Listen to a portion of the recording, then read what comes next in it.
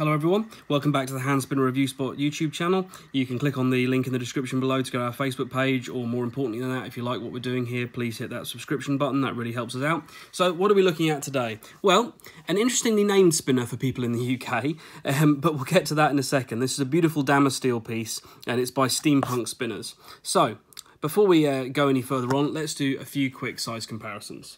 So, there we have the one in question. The Tri-Cocoon by Pos Blades, the Turbulence by Dam Designs, stick a mini compass from Zero Feud in there, a stubby. So that gives you quite a good idea. You can see it's quite a small spinner, and it's a cog style spinner. And that brings us on to the first, although we're not going to labour over it, the first kind of intriguing point here, which is that this spinner is called the Knob. And for those of us in the UK, that has quite an interesting connotation, but we won't dwell on that. It's called the Knob. Okay, so Steampunk Spinners is the manufacturer, and they've made this rather beautiful little spinner out of gorgeous twist Damasteel. It's beautiful, it's high-end, high-grade, stainless Damasteel. There's all sorts of details on the quality of this particular grade that they're using here on their website. I'll put a link in the description below, obviously. Hopefully I'll remember. I'm terrible with that. If you ever notice I've missed a link in the description, drop me a message or comment and I'll get my acting gear and put it up there. So yeah, as you can see, this is beautiful twist Damasteel. It's stunning. And on top of that, it's been beautifully etched. There's just a little bit of texture to it, but not too much. It's fantastically polished on top of that. And then along with that, they've then decided to put, this is made in the USA incidentally, they then decided to put these lovely polished buttons on it out of brass, which are very nice. We'll come back to those because there are some issues, but there we go. As you can see, inside there, you have everything beautifully finished underneath where the buttons are, and then, hey presto, a bearing cage with a brass retaining ring there. This is an interesting design. So this is made in the USA, and it's got a really, really nicely done bearing cage. The threads are actually milled into the Damasteel, and then you have this, as I say, this actual screw section in brass. Inside there is an FC super bearing, an SS super bearing, which is becoming kind of very popular at the moment, and I think with good reason. I haven't spent a huge amount of time with them, but I've been running one in my Turbulence and in my Invictus from Dam Designs for a little while now, and I've been quite impressed. So let's pop the buttons on and talk about how this actually runs. So as you can see, it's quite a simple cog design, but what's really nice is there's kind of a dished quality to it. It's quite a abrupt dish actually, and it's worth remembering that if you're thinking about different buttons to fit on here, you do need a little bit of clearance from the piece in order to make them work. Now in the spin, it's, as you would expect with this level of weight distribution being very even all the way around, it's extremely smooth. It's obviously running a full stainless steel bearing, which works very, very well. It's just fantastic. It's very, very smooth. It feels quite buttery. It would feel even more so, I think, with a one-drop bearing in it. It just works really, really nicely. Now, the buttons are a slight point of contention.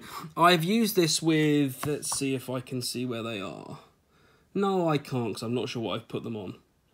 Well, that's very good, isn't it? Well, I put a set of buttons from the Dam Designs Turbulence on here, and I really, really liked that. I thought that worked really, really well. These look great, and they feel beautiful, and they're very, very well made, but they don't give you much. I mean, if you were walking along using this, and yes, it's a relatively high-end spinner, then this retails for around, I think it's £179, something like that, and it weighs in the region about 60 grams, I believe. It's got a good amount of heft and chunk, and you wouldn't want to be dropping this, and as I say, it's quite expensive, so maybe it's not so much of a concern because it's probably a home use one. It works really, really nicely. I like most things about it, I have to say, and it table spins really well, and it stays quite quiet because of that that stainless steel R188 bearing. I've had about 5 minutes out of this. This one that I'm actually running here could do with a little bit of a bearing clean now, because I've been carrying this for a few days in preparation for review. It's very, very, very nice. It works. So What are the downsides to it? Well, my biggest downsides here are kind of a feature of cog spinners in general. If you're just lightly spinning it, if you're someone who just lightly fidgets with a spinner, I think a cog spinner works perfectly well. But if you're someone who likes to preload spins and really sort of feel the power as the velocity goes into the spin, and the energy is actually put to some use, there are a few hot spots here. It's not bad flicking forward. It's got a slight bite on it, but nothing serious. The real one is if you just happen to land somewhere just wrong and press in, it can be very, very slightly uncomfortable. It's not bad by any means, and if you already know that you like this style of spinner, or you're someone who doesn't spend your entire time preloading a spin, I don't think it's a huge problem with this, but it is something worth mentioning because that's what I'm here for, to point out the good and the bad. So there you go, really. There's not a huge amount else to say, and this is a relatively short review, which seems a bit of a shame for such a beautiful spinner. But that's the main thing here. That's the main draw and attraction. This is Damasteel done really, really well. I haven't seen Damasteel done much better directly from a maker at any point, I don't think. This is really high quality finish work, and I think it's worth the price. I really do. I think for a solid chunk of Damasteel like this, done as well as it is, with good quality buttons, good quality bearing, nice retention system, there's very, very little to argue with. So yeah, that is the Knob, name notwithstanding, from Steampunk Spinners. Very nice spinner. Very, very nice indeed. If you have the cash to splash, one worth considering for your collection for sure. Thanks very much, guys. Catch you in the next video. Hopefully I'll have one that I don't like soon. There's been a bit of a run of really good spinners. Come on, guys. Send me something rubbish. Thank you very much. Take care. Bye-bye.